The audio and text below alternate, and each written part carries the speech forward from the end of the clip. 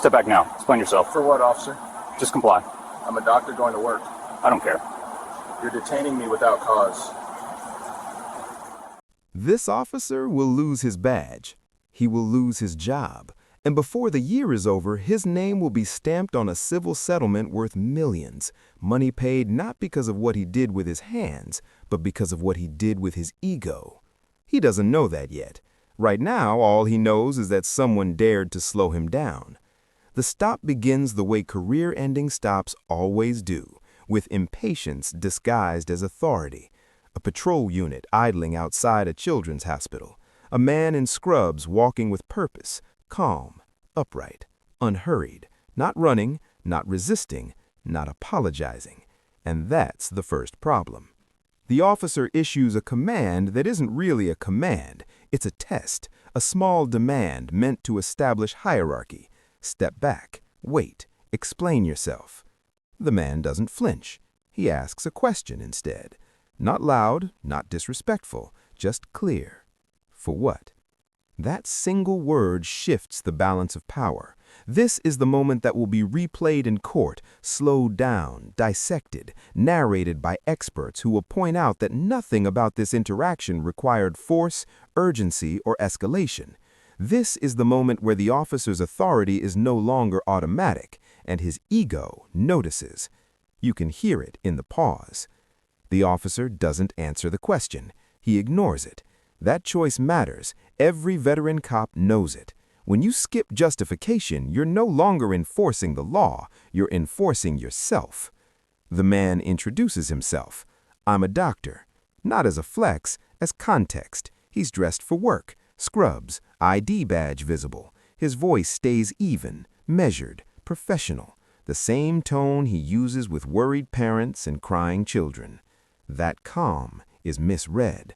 To the officer, calm doesn't look like cooperation. It looks like defiance wrapped in confidence. And confidence, especially when it comes from someone who isn't supposed to have it, feels like insolence. The danger to the officer's career begins here, not with the handcuffs, but with the internal calculation he makes next. He could disengage. He could clarify. He could de-escalate. Instead, he tightens his voice. I don't care. Those 3 words will cost him everything. They reveal something prosecutors and civil attorneys love: intent, not legal intent, personal intent. The refusal to consider context, the dismissal of explanation, the moment authority becomes predatory. The doctor doesn't raise his voice, he doesn't insult the officer, he doesn't reach, he doesn't step forward. He stands his ground. I'm going to work. It's not a challenge, it's a statement of fact, and it lands like a slap. Now the officer is no longer controlling a scene, he's competing inside it. His jaw tightens as his authority is questioned by someone who isn't afraid of him, someone who doesn't sound nervous, someone who knows how systems work. That's when the threat appears. You're going to jail if you keep talking. This is where the stop crosses from enforcement into punishment. Talking is not a crime. Explaining yourself is not resistance, but threats are useful when justification is weak. The doctor names it. You're detaining me without cause. That sentence is lethal. It signals education, awareness, a man who understands rights and isn't intimidated by uniforms. In that instant, the officer realizes he's not dealing with someone who will fold, and instead of backing off, he doubles down. Last warning. This is the moment the narrator would later circle in red, because warnings are supposed to prevent harm, not create excuses for it. When a warning comes without a lawful order behind it, it's not a safeguard, it's a setup. The doctor's response is quiet. This is unlawful. No profanity, no aggression, just a calm diagnosis. That calmness becomes a weapon. It exposes the imbalance. The officer is emotional now. His authority is no longer invisible, it's strained. You can hear him trying to end the conversation, not because the situation is dangerous, but because it's slipping out of his control. Turn around. That command isn't based on probable cause, it's based on irritation. and irritation is poison in court. The doctor says the words that will echo through depositions and news headlines. You're making a mistake. He's right, but the officer can't hear that anymore. His ego is driving, and ego doesn't reverse, it accelerates. No, I'm ending this. In that line, everything collapses.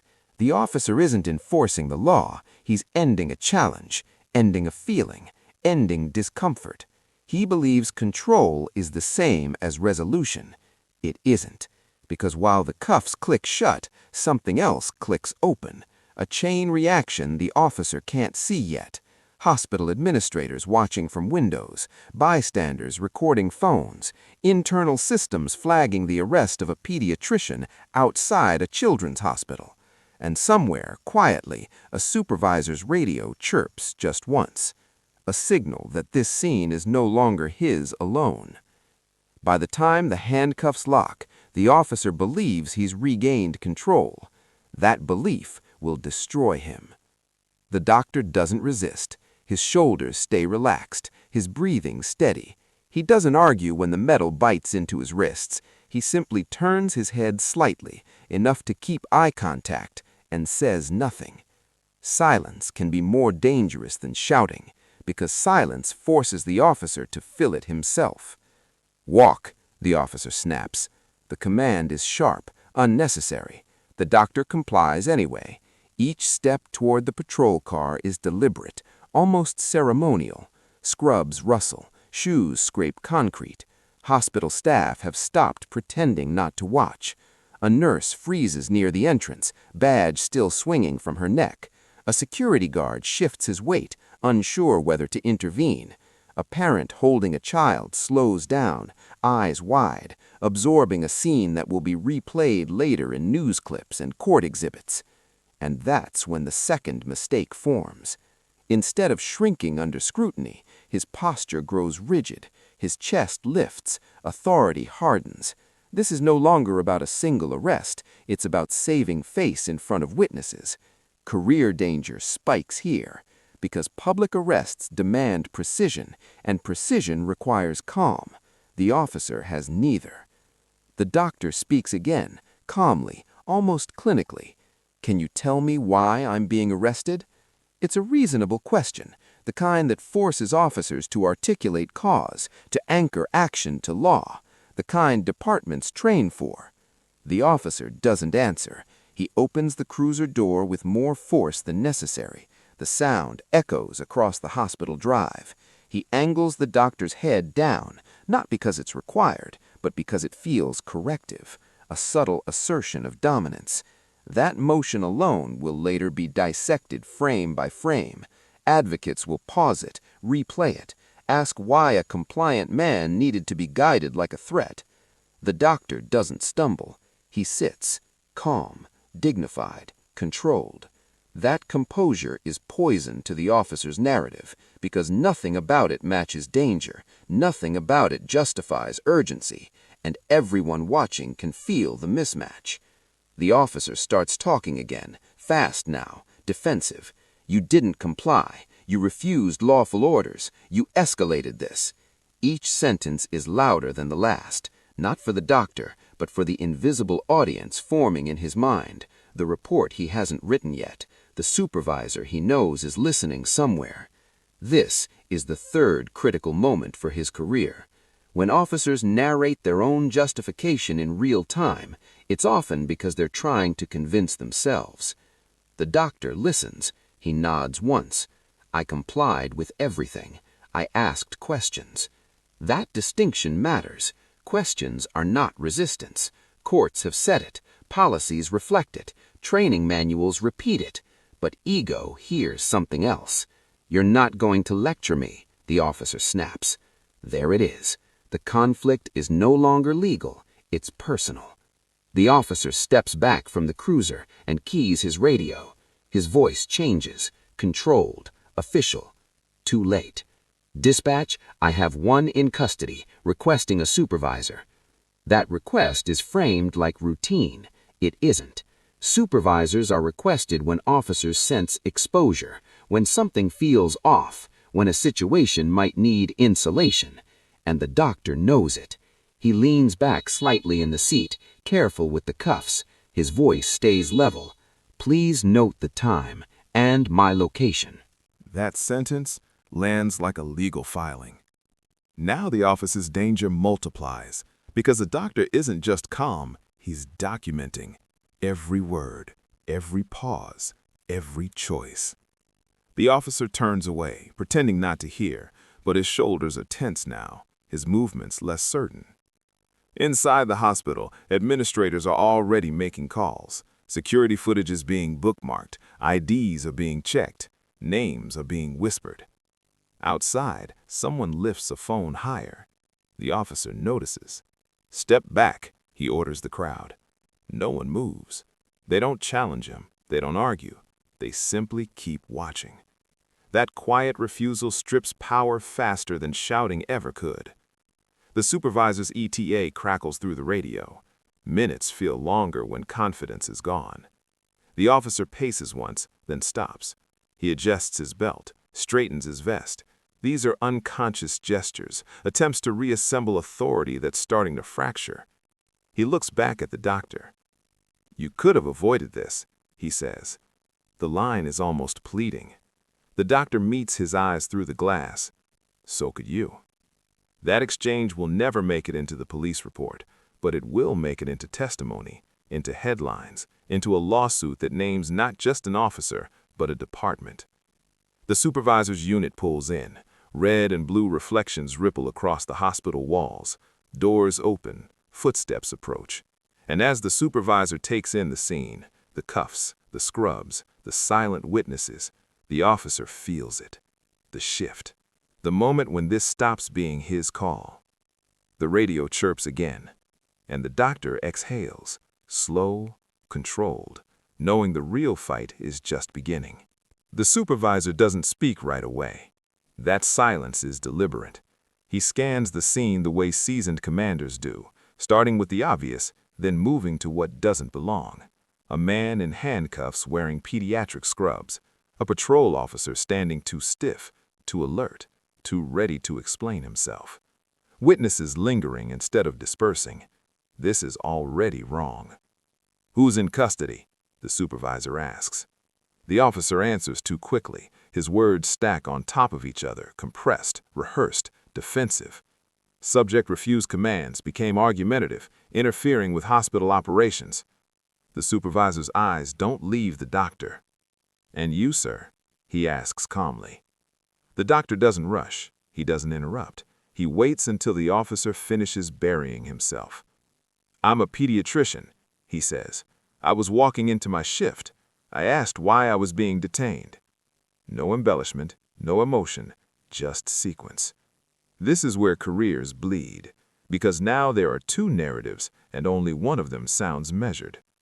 The supervisor glances at the officer's body cam, the small blinking light, still recording, still honest. "Why was he detained?" the supervisor asks again, this time slower. The officer swallows. He wouldn't comply. Comply with what? A pause. The officer's jaw tightens, stepping back. The supervisor nods once. That nod is not agreement, it's confirmation of something else. And why did he need to step back? Another pause. Longer. The hospital doors slide open behind them. A senior administrator steps out, flanked by security. Their badges gleam under the lights. Their presence shifts the gravity of the scene. The officer feels it now, the weight of context crashing down on him. Children, families, optics. The supervisor exhales quietly through his nose. "Remove the cuffs," he says. The officer blinks. "Sir?" "Remove the cuffs." That order is surgical, calm, final. The metal comes off slower than it went on. Each click is audible. Each second stretches. The doctor rubs his wrists once. No drama, no complaint, just documentation in motion. "I'd like the names and badge numbers of everyone involved," the doctor says. The officer looks at the supervisor. The supervisor nods. "Of course," he says. That nod seals the future, because now this isn't an incident, it's a record. The officer steps back, suddenly unsure where to stand. His authority has evaporated, replaced by exposure. Every movement he made is now evidence. Every word he spoke is searchable. The supervisor turns to the administrator. "We'll need to review footage," the administrator says, "and notify legal." Legal. That word hits harder than any reprimand. The officer stares at the pavement. He knows what legal means. Internal affairs, depositions, days off the street that turn into weeks, weeks into months. The doctor straightens his scrubs. "I'll be late for my patients," he says quietly. That sentence does more damage than any accusation, because it reframes the harm, not to him, but to children. The supervisor nods again. "We'll escort you inside." As they walk toward the entrance, the officer remains behind, forgotten, isolated, a uniform without authority. Phones lower, whispers begin. By morning, the footage will be online. By nightfall, the department will issue a statement. Within weeks, attorneys will file papers that list damages in 8 figures, and the officer, once so certain, so absolute, will sit alone, replaying a single moment in his head. Not the cuffs, not the crowd, but the question he never answered. For what?